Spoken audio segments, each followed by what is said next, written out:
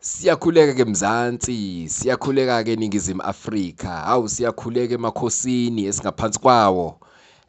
Ngokwezigaba nangokwezigceme la ebephethe khona. Lo umkhulu Gwabini le Indalo Media TV. Nganza kwethu i-episode namhlanje angive ngiexcited kakhulu ngayo kakhulu. Siqale ngiyakhumbula ukuthi ngike ngayisho lento kwi-video yakamumva yokugcina ukuthi siqala i-series mhlawumbe sithi nje a different segment whereby si discuss amaphupho, siyawa explainer, siyawa unpacker amaphupho. I-episode ke edlule siqale ngephupho lokuqala lokukhunyukelwa amazinyo.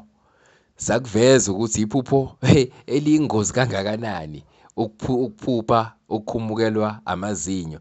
So i-approach yethu ke yoku-unpack lamaphupho nganza ukuthi izohluka kakhulu kunalaba seke nababona before benza ey'nkundleni zokuxhumana. Nikhumbuleke siyindalo media asikholelwa ekugxekeni, kepha sikholelwa ukuthi umuntu nomuntu unendima kufanele ukuthi ayidlale kule cosmic environment esiyithola sikuyona.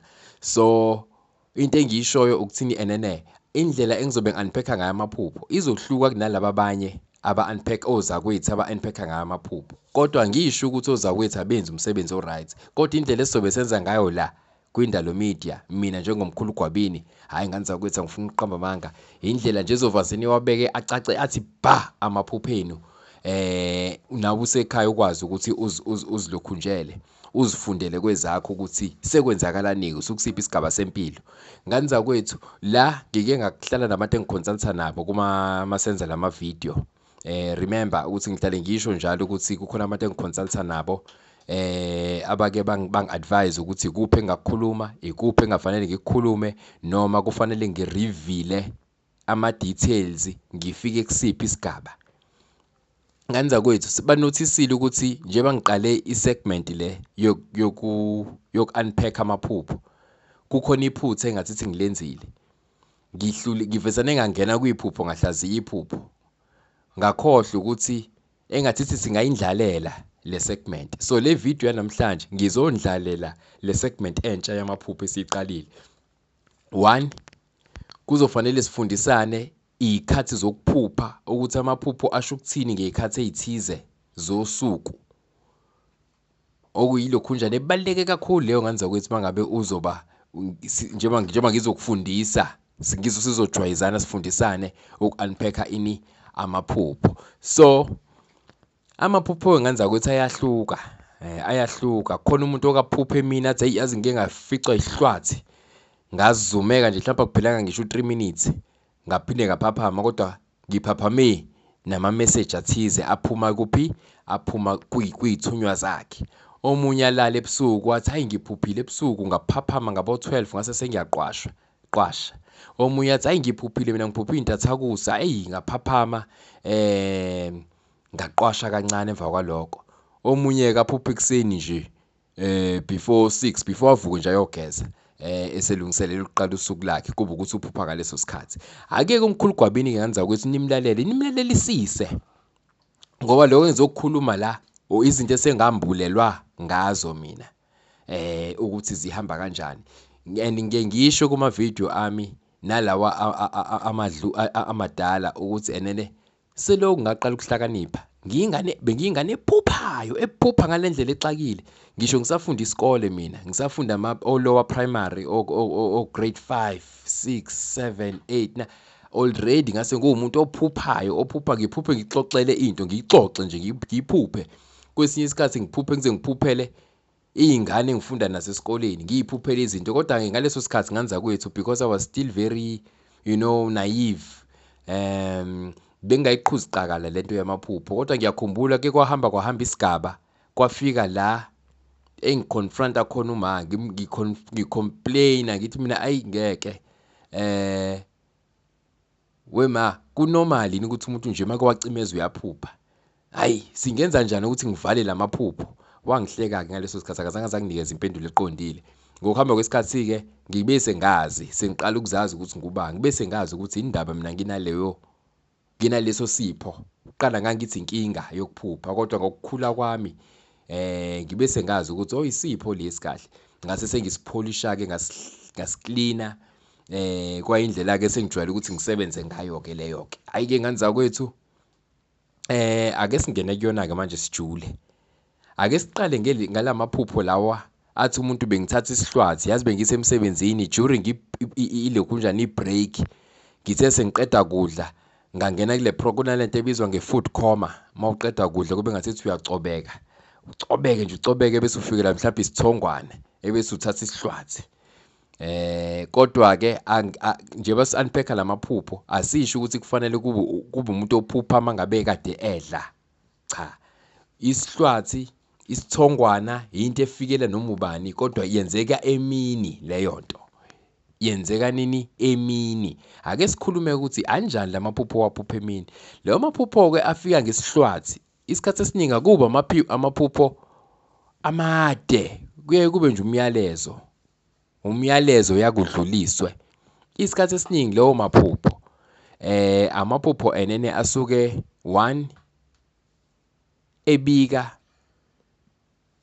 into it's either into ephathelene nawe as an individual noma ephathelene nekhaya isimo sasekhaya ophila kusona kodwa kusuke lapho kuyiphupho elithini lento ekade niyenze ekhaya iphumelelile lento ekade niyilungiselela isiready ukuthi inenze njani niphothule lo maphupho ka common emntwini mhlawumbe ozothi hey mkhulu gwabini mina ngeke ngadla inkamba ngazidla inkamba mhlawumbe inkamba zomnono umndiki or umndawe or ezidla lihlangene zizonke ebese kodwa ngesikhathi sekuzofika iphupho elimkhomba ukuthi enena aphothule elimkhomba ukuthi aphothule isikhathi esiningi leyo maphupho azofika ngaleso sikhathi ke emini kabha yini ingakho lifika ngesithongo noma ngesihlwathi iphupho nje elifika nje manje nje likutshela ukuthi sekunje sesiqedile ngawe why kafike emini leyo maphupho afike emini ngoba emini sisuke in control of ourselves sisuke singekho vulnerable kuma forces lawa mhlambe ahambisana nobusathane nobuthakathi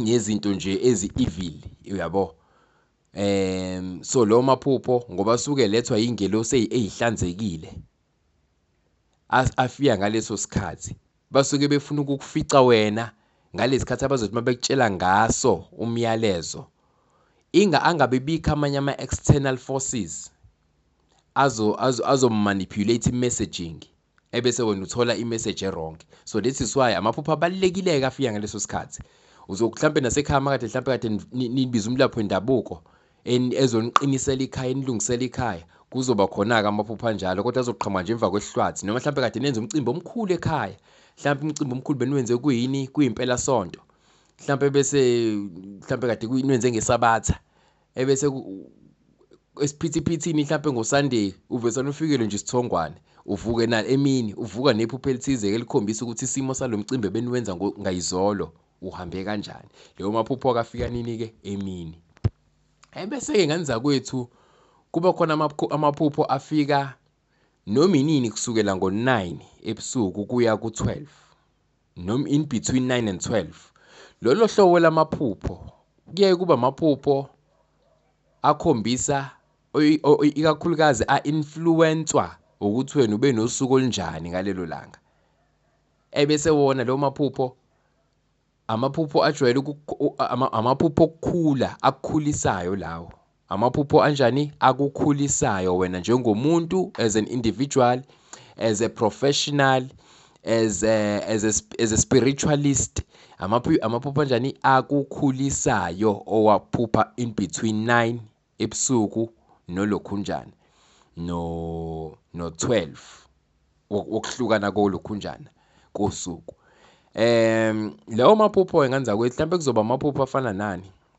mhlawumbe uzokuphuphe engathi uxabana nemanagement emsebenzini amaphupho anjalo mhlawumbe uphuphe ungathi uxabana necolleague ethize mhlawumbe uphuphe engathi ulahlekelwe yiwash mhlawumbe uphuphe engathi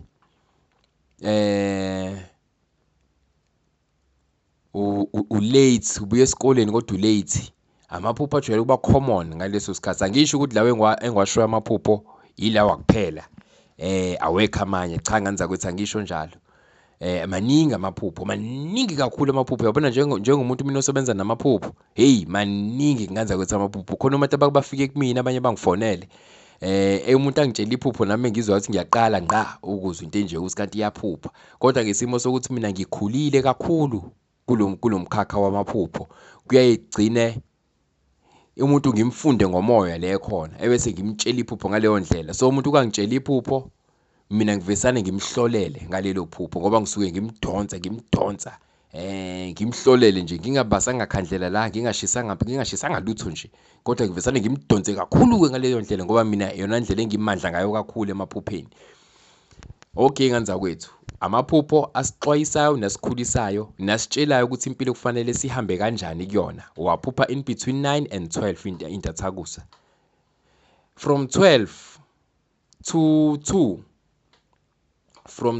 2 usuphupha amaphupho anjani lapho? Asehlukile ke lawo maphupho. Usuphupha amaphupho akhombisa isimo sakini, mhlambe somndeni, somsamo, isimo esikhombisa enina, isimo esikhombisa ukuthi kini njengamanje ni attackwa spiritually ngalezi zinto ezikanje. Wena njengamanje emsebenzini you are being attacked. Kukhona abakudwebela uV, kukhona abakubophela uzungu, kukhona abakubophela amanqine enyathi. Ileyo maphupho ozowaphupha from 12 kuya ku2. Isikhathi esiningi leyo maphupho uthi mawuqeda ukuliphupha uphaphame ufila exactly lento obukade uyiphupha. Makuthi ubuphupha mhlawumbe ujahwa abantu befuna ukukubamba inkunzi, angithi selikhombisa lelo phupho ukuthi eyiphiweni onazo kunabantu mhlawumbe kunesimo esingacishe sisifanise nesimo sokuthwebuleka. Kunabantu abafuna ukuhijacka iprogress yakho, kunabantu abafuna uku-interferisha nani neprogress yakho namathalente akho neziphiwo zakho. Angithi leyo maphupho kujwayele ukuvuka kona omunye mhlawumbe avuka ejulukile ubone ukuthi ubesempini ngobani lelo phupho likhombisa isimo sento eyenzeka njengamanje ayide empilweni yakho noma esimweni somsamo wakini noma egcekeni lakini noma kuphi emndenini wakini noma kuphi kwi-relationship yakho noma kuphi ebusinessini lakho. So abaleke kakhulu lo maphupho ngaleso sikhathi nganza kwethu. Sidluleke manje sesiya emaphupheni waphupha between u3 indathakusa no6 ekseni u3 in between 3 and 6 noma no5 kuya ku6. Lapho ke lapho kusukusuphupha amaphupho ento ezayo kuwena engakafiki kodwa into ezayo. Kungabe isimo esihle, kungabe isimo esibi, kungaba isixwayiso. Isikakhulukazi kuba amaphupho ani esixwayiso afika ngaleso sikhathi. Why na kuba amaphupho esixwayiso? Hey, ama-spiritual guys ethu aweve ehlakaniphile nganza kwethu. Aweve ehlakaniphile, ngeke uhlakaniphise njengabantu uhlakaniphise kwabantu esibambethe noma sithi nje izinto zakamoya. Why kuba amaphupho esixwayiso na? Ngoba vele leso sikhathi sosuku between u3 kuya ku5 noma kuya ku6 ekseni ile ikhathi abantu abaningi abasuke benjani bevuka ngaso. So isona isikhathi esiright ukuthi amathonga akhe akunikeza amaphupho anjani ayixwayiso ngoba vele sekufanele uthuke uvuke sekusile.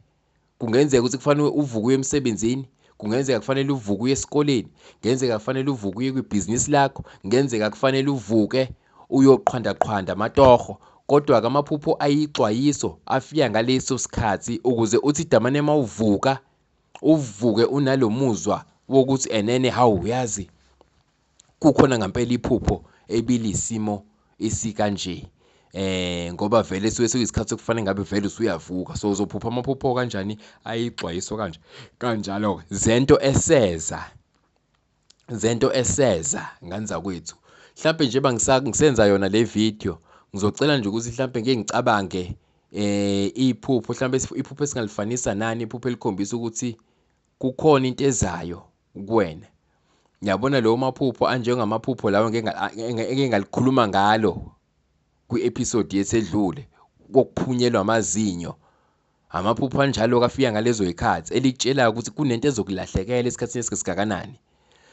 Njengephupho futhi elinjani, njengophupho lokuziphupha, it's either uzigunda izinwele noma bakugunda izinwele. Ngani zakwethu lelo phupho lithuke lisixwayiso esikhulu esiphuthumayo ukuthi empilweni yakho it's either kunezenzo, izinto ozenza wena ezizothunaza ukuzithemba kuwena, ezizokwenza ukuthi amathalente nezipho zakho nobuhlakani bakho bungabonakali busitheke. I-performance yakhe emsebenzini izonjani, izositheka. Uthola ukuthi uperforma kahle emsebenzini kodwa i-higher management ayikurecognize ukuzikhandla kwakho nokusebenza kwakho, ayinjani, ayikurecognize. Amaphupho anjalo okuzoziphupha khona uzigunda iy'nwele azoqhamuka in between 3 and lokhunjana and 6 in the AM. So angisho ukuthi leyo maphupho iwona kuphela waphupha ngaleso sikhathi, nje ngimenshina nje for purposes of understanding nokucontextualizer lezi zinto. So nganza kwethu ngiyathemba ukuthi nifundile ngalamaphupho. Siqalile-ke i-segment, ngizoqhubeka-ke namaphupho-ke. I-segment episode elandelayo sizohlaziya futhi elinye iphupho abantu abaningi selibahluphile, abantu abaningi abasey'nkingeni namhlanje. Bonke bake baliphupha lelo phupho, mhlampe ahluka ama-details here and there, but nje lilona lelo phupho. Izingakuphutheli i-episode elandelayo, ngicela utshela abangani bakho, utshela abathandiwe bakho, utshela umndeni wakho ukuthi umkhulu uGwabini u-unpack amaphupho ngendlela engakazi unpackwe omunye umuntu amaphupho. Nganza kwethu ngiyatholakala-ke uma ngabe ufuna ngempela sibe ne-one-on-one consultation. Uyafika nje la ungitshela amaphupho nje a-common kuwena akuhluphayo, mhlawumbe ngamaphupho awu-3 nani. Mina ngizobe sengikudonsa-ke sengiqala lapho-ke sesiqala lapho-ke insebenzo yethu. Ngiyatholakala nje ey'nkundleni zokuxhumana ko-WhatsApp nakuma-emails, ngiyatholakala futhi nako-Facebook. Wonke-ke amalokhunjana ngizoke ngiwashiye kwi-description noma kwi-comment section.